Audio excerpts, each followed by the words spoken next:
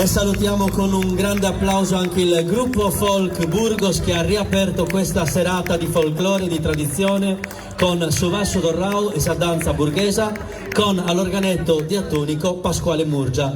Anche voi ricevete questo regalo, lo do al capogruppo, questo regalo dal LED 8595 per la vostra partecipazione. Grazie a Terosano ragazzi.